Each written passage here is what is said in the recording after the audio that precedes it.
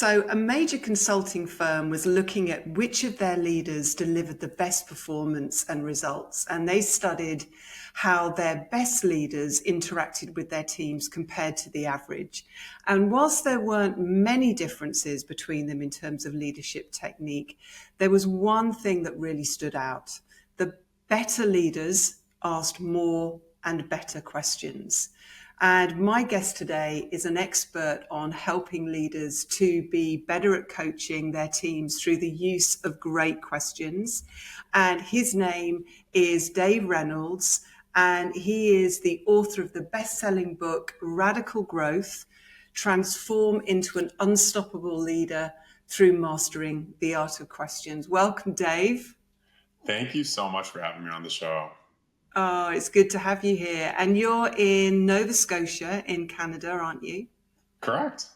Yeah, And so a real it's just big starting to one. warm up now, which is great. Oh, fantastic, fantastic. Right, well, look, we always start by asking our guests just to talk a little bit about your journey, find out a little bit more about you and what you're doing now.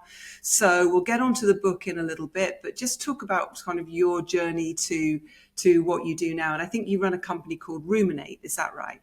Correct. Yeah. We have an organization called the Ruminate Group. And so we're a growth consulting firm where we support organizations all over the world from, executive coaching to succession planning and, also performance management in a lot of areas. So it's been an exciting journey because we're very industry agnostic. So we get to solve problems in all different types of industries.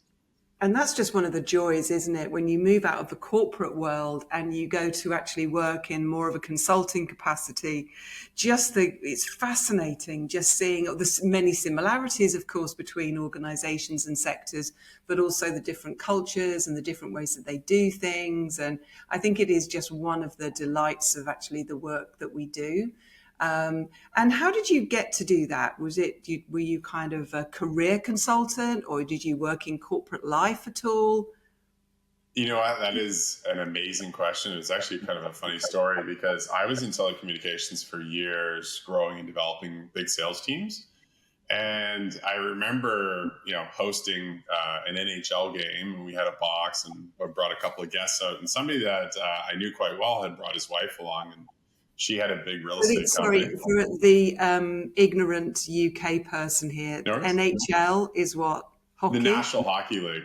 Oh, right. Yeah. So you're like your national sport, right? So that's like the big thing that you do. Huge. And Yeah.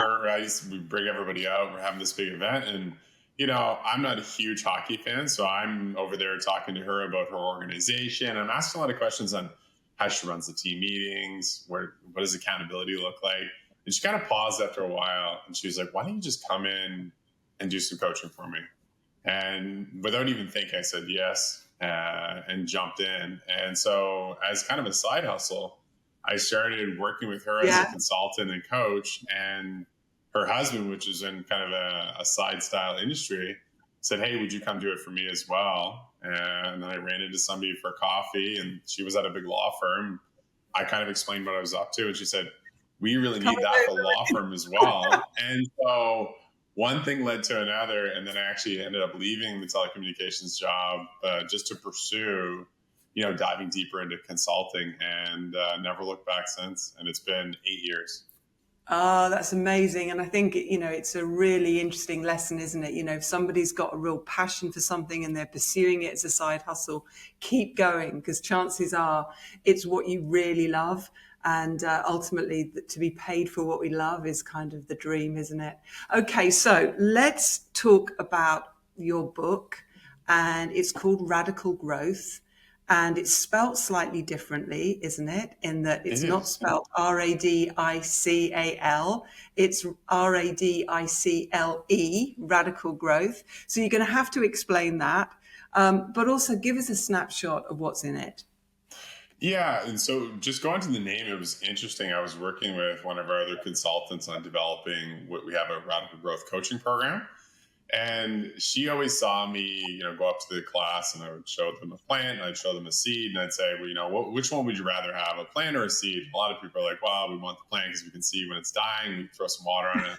And so I kind of always use the analogy of, you got to water the seed, you got to nurture the seed, it grows roots. You really don't really see the growth right away. So we start getting this term called radicle, which actually the first stage that the seed takes when it breaks through the shell and establishes a root. And why this works so well for our book is that we just find so many people try new ideas and they give up on them right away because they don't see that immediate surface level growth. But Radicle is about establishing roots, structure, perseverance, commitment. And that's a really big part of coaching as a whole, because you're really making a major investment in a team or an individual. So Radicle for us really stuck because it's really that commitment to realizing that growth is happening sometimes when you just can't see it. That's really interesting. And I think HR, my profession, we're probably a little bit guilty of that. It's like, right, put on a training program, see immediate changes in behavior. But of course, all of these behaviors, they've been embedded over years, haven't they? So of course, you're not going to see something transform immediately.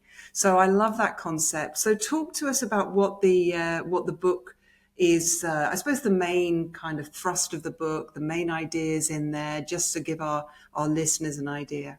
Absolutely. No, and it actually came from actually talking with a client, as we worked a lot with organizations on coaching culture. So really going in and coaching one-to-one on executives. And one of the CEOs at one point said, you really need to develop a program that allows us to take this program on. So we have some internal facilitators.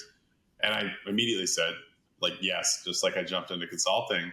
But I started thinking about this would be a really good opportunity to start putting this into a book where people could really go through start to finish on how we see coaching, consulting, the way we approach questions, our structure. And we do it in a very simplified fashion. So we try and, make things so they're not overly complex, but it gives you a paradigm shift on how you think about approaching coaching. And you do coaching with somebody instead of for somebody.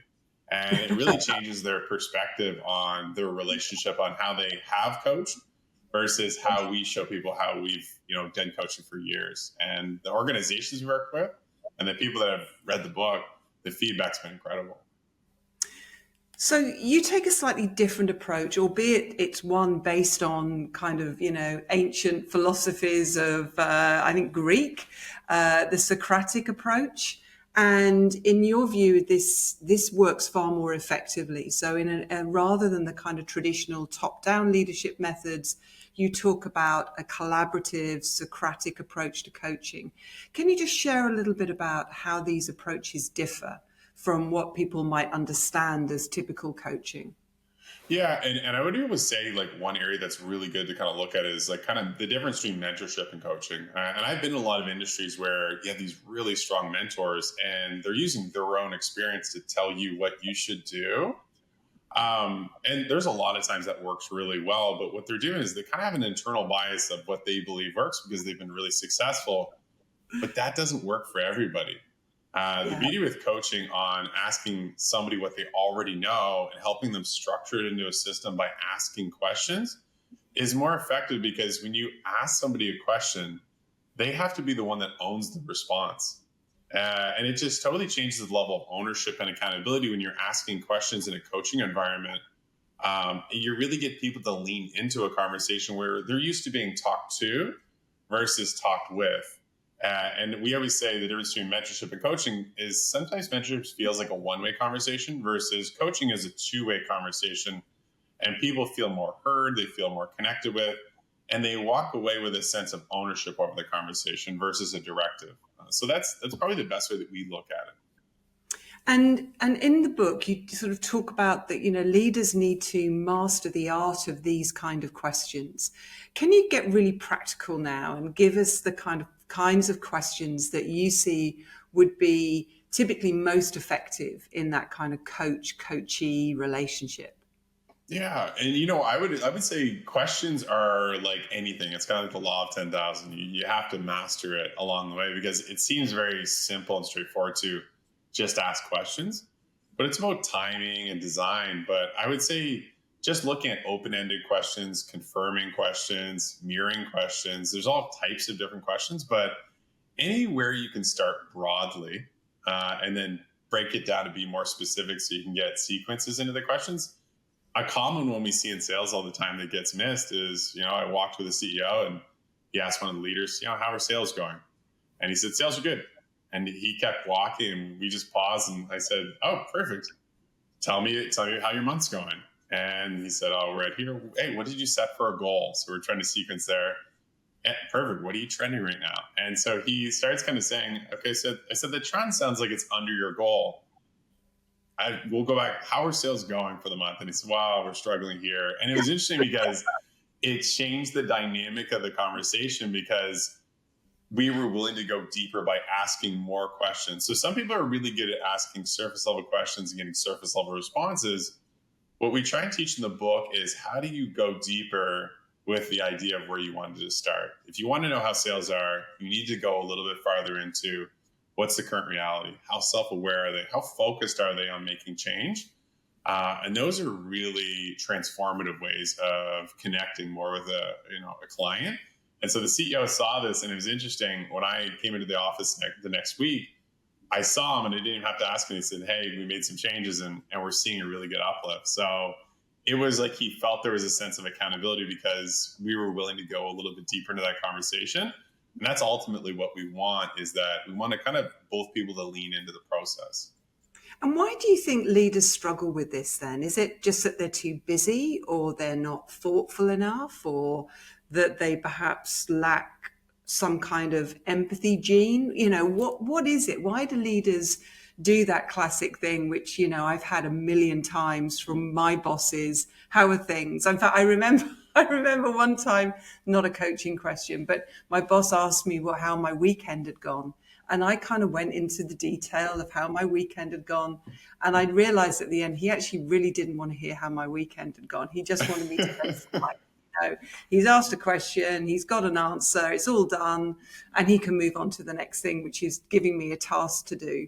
So what is it that stops leaders from being great at asking the right questions? Yeah, so we love this question. Reason being is, we'll go back to the surface level. If you stay at surface level, you're never going to run into resistance. You're never going to run into friction. It can be very transactional, and you can move on. And you feel like you've made that check the box or the connection point, right? But it's like a common saying is like, everybody communicates, but few connect. So when you think about that, is that most executives or leaders, they miss the opportunity to have that real conversation. And the real conversation being, find those friction points, because that is really where you're going to be able to open up a bigger conversation. And I would say more relationships have ended by what wasn't said than what was said.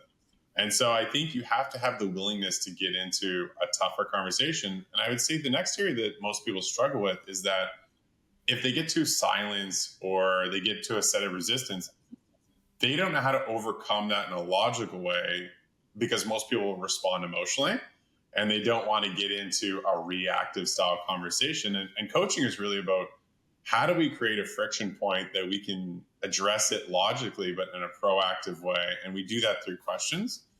And that really gives people space and time to respond in a way that they walk away going, oh, that feels really good. Now, you mentioned about silence there, and you talk in the book about how silence can be a really effective communication method in coaching. What do you mean by that, and why do you think that is? Yeah, I experienced this early on in my career with what I would say probably my most influential mentor, and his name is Pablo. And he used to ask these really, I would say, tough questions, not complex, but straightforward. And I would quickly respond with, again, surface level, things are good. This is an area we're going. This is a strategy. And he would be, okay, perfect. And what else? And he would be really good at digging deeper. And I could easily say, well, I'm not sure. And he'd say, well, okay, why don't you take some time to think about it? And let's sit there. And he would have no problem sitting there for a minute and letting me struggle. It feels like an hour, doesn't it? When, a minute silence in a conversation, particularly if you're an extrovert, is just a killer. Yeah, I felt like a fish just plucked out of the water and you're just flopping on the ground, because you're waiting for somebody to save you and you're looking around and there's nobody there. And so the moment made me lean into saying, and you would go a little bit farther. He'd reinforced that we're moving in the right direction. So he's helping guide me. And it got to the point where I'm like, okay, I see the methodology. I see the science behind it, because he wasn't going to stop because he knew the benefit it was for me to become a more independent thinker. Where again, dependency is you're going to check the box, you're going to do something transactional. So I started using that with my teams, and I started seeing the major change where they're used to saying, well, I don't know. It's saying, well, okay, if you did, well, what would you say? Or, what's something you've thought about that you haven't tested? What have you been working on that, is outside of your comfort zone? And just like getting people to table new ideas in a way that they feel comfortable, so they can be, transparent about how they feel, or they can be vulnerable. And I think something that silence really did was it allowed people to think about their own ideas without somebody jumping in on that silence and telling them what they should be saying. And I think that is the biggest challenge. And I think Susan Scott, who has a great book called Fierce Conversations, I don't know the exact quote, but I think it's really let silence solve the puzzle. And I love that, because a lot of times you're asking a question to put pieces on the table. Silence allows them to put the pieces together instead of you forcing the pieces together on your own. And that allows them to feel like, again, they own the response. And you can always ask for clarity and keep going. And I find this is just such a pivotal part of communication as a whole.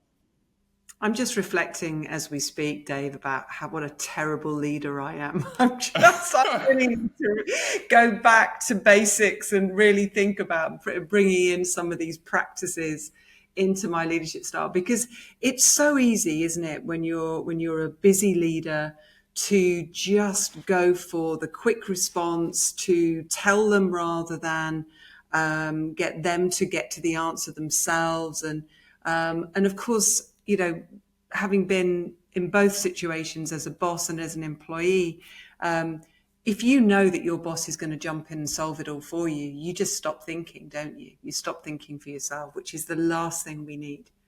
Well, I agree. 100%. And one thing I would just add is that I find that people don't allow space to have those real conversations. So if they're having a conversation, they're like, oh, I have 15 minutes to have this conversation, or I have 5 minutes to have this conversation. I have 2 minutes to have this conversation. So I don't want to get deep enough into the conversation that it actually becomes a real conversation. I just want to just confirm something. And so we always call those like drive-by conversations.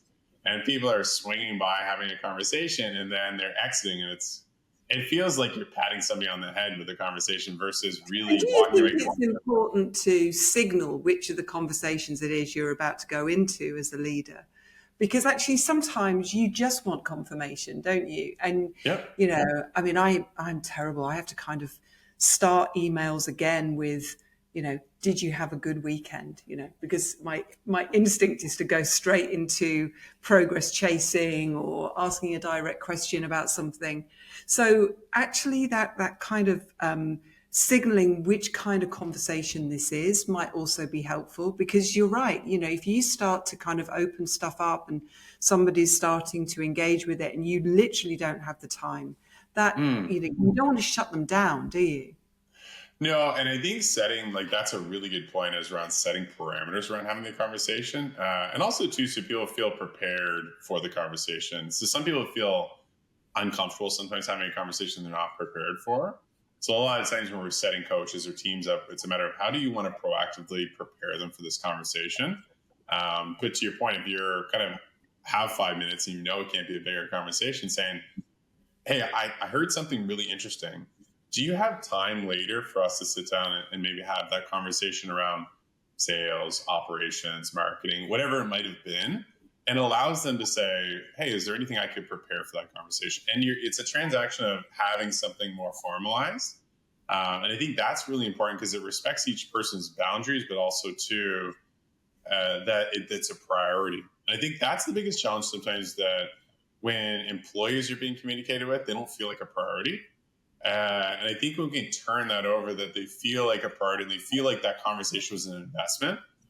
That's when we really truly start measuring success in organizations, is where they can see that really transformative investment in each other and a prioritization of having those conversations.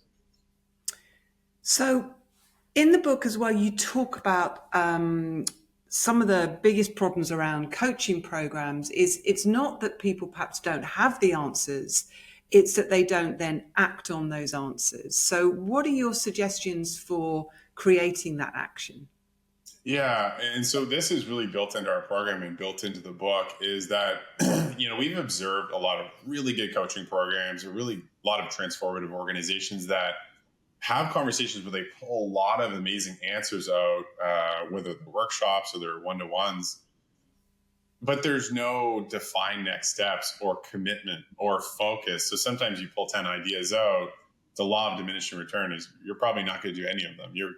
You'd be better off to say, let's pick one idea and execute on it. Where we see really strong ROI is commitment. Okay, perfect. We just reviewed all these key. What is our next steps? And when should we follow up on that? And so what we see in the coaching programs that we've implemented is not only are we getting more commitment to the action, but the person's picking the action themselves. So they're making a commitment and ownership over it. And we're setting up the next meeting to follow up on it. So commitment and follow up, it's kind of like we always think of like chain link. It's that link that really pulls that meeting or conversation to the next one. And there should be that sense of connection. So instead of jumping into the newest idea or how was the weekend, it was more, hey, I know we met last week and I really valued that conversation. I know you made a commitment. How did that go? And they're able to say, okay, I'm being held accountable. They're following up and they are invested in my commitment. And they're able to either say they executed or they didn't. And it creates a two-way conversation to say, okay, how do we reinforce to get that back on track and commit this week? Or you give them that sense of recognition that they deserve to reinforce commitment and consistency to execute it. And to me, that's where the program really grabs legs and evolves, is when we find commitment, execution, and then follow-up systems. And that really starts building a culture for accountability. So obviously this is typically a podcast that's listened to by HR professionals. And, we may have some people listening who love the ideas and we're going to get the book. But obviously HR is that kind of intermediary between leaders and their employees, in that it, helping leaders to take these tools and to coach their people better. How would you say HR professionals can take your suggestions and help their leaders?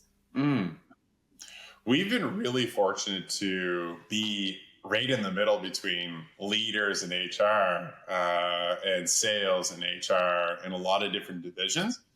And I've actually sat down with a lot of leaders, and we work a lot on the actual human capital management side, and they'll say, hey, we're looking at our teams, and we need to get rid of these two people on our team, and we need to recruit and place new people. I said, okay, perfect. I understand that quantitatively the metrics are down, they're not performing. Can you tell me a little bit about the investment you've made in those people? I know they've been here for less than a year. They were hired for the right reasons. Can you walk me through what the coaching looks like? Can you walk me through their formal reviews? And I would say in almost all cases, no investment was made. So they just anticipated that because of their history, their track record, they were going to come in and it was just going to be fluid. Yeah. And a lot of cases, that's the biggest challenge that most organizations face, is that they expect something from that employee that they're not giving. So as in, it's not a two-way street again. So I would say from an HR perspective is looking at execution on performance reviews, coaching, that leader's investment in those employees. And I would say the best way to link that back would be formal and informal touch points and how they're tracking those throughout. Because we always look at coaching kind of like they talk about the emotional bank account, that every time you're meeting with somebody, you're making an investment. And at some point you need to make a withdrawal if there's a challenge or there's an area that needs to be addressed. But if you haven't made an investment, I know it's like trying to take money out of an account there's none there. It's pretty challenging.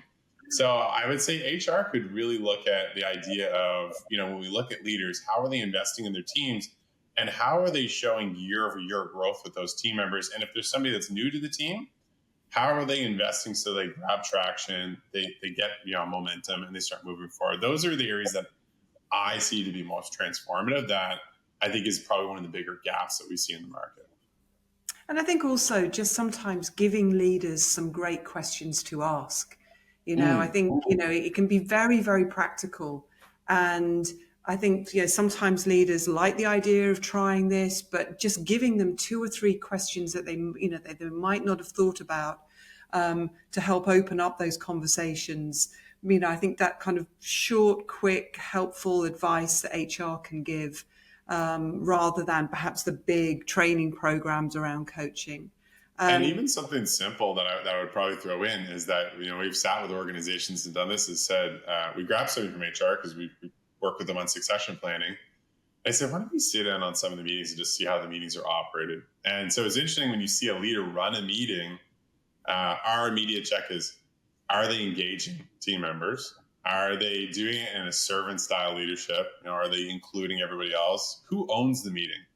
And also, too, what's the structure for the meeting? And we found that had such a transformative way of, are the team members leaning in? Do they feel like they're part of the strategy, or do they feel like they're being facilitated the strategy? And that was a really eye-opening experience where HR and the leaders could work together on a better structure for just overall team meetings, on how they prepare for them, how they execute them, and then how they have kind of a post-meeting structure. That for us is a huge ROI on both sides. Absolutely. I couldn't agree more. Okay, let's wrap up. A couple of questions. First of all, someone's just finished reading the book, Radicle Growth, another plug, and they're excited to put it into practice. Where should they start? What's the first thing you tell them to do? Yeah, I would reach out to us at ruminategroup.com. So it's RUMIN 8 group.com, or through email at info@ruminategroup.com. But I would really, take what are the key ideas, because there's activities on each chapter that you really want to implement, and reach out to us, jump on a discovery call. Or if your organization's saying, hey, we really want to lean in and embrace this philosophy and build our coaching culture, we have a full program called Radicle Growth Coaching Program, where we take people through 6 modules dedicated, like the book, to really certify each of those leaders through the program, so you can have a consistent methodology in your organization. Or if you're an individual coach and you're trying to, maybe even set up your own business, we could work one-on-one with those organizations as well, or those individuals, to really kind of help them, escalate and scale that opportunity. So you've probably answered this question as well, but where can people reach you? Yeah, no, perfect, great. And we're probably jumping the gun on that one, but yeah, it would really be LinkedIn. If you look for Dave Reynolds on LinkedIn under Ruminate Group, and also to info@ruminategroup.com would be the best way to reach out to us, and through our website as well. I'll put those links, your LinkedIn link and the email, into the show notes so people can get in contact. And also you can check out Dave's book. Dave, thank you so much for joining us today. It has been great chatting to you, given me plenty to think about. I'm going to think about how I prep for my team meeting tomorrow in a slightly different way now. So thank you very much for your time. And thanks everybody for listening. As ever, if you liked it, then do let us know. And if you want to keep making sure you don't miss an episode, make sure you subscribe, and you can reach us at disruptivehr.com. Thanks everybody. Bye for now. Hi, and thanks for watching. If you found it useful, make sure you subscribe and turn on notifications to get more videos like this.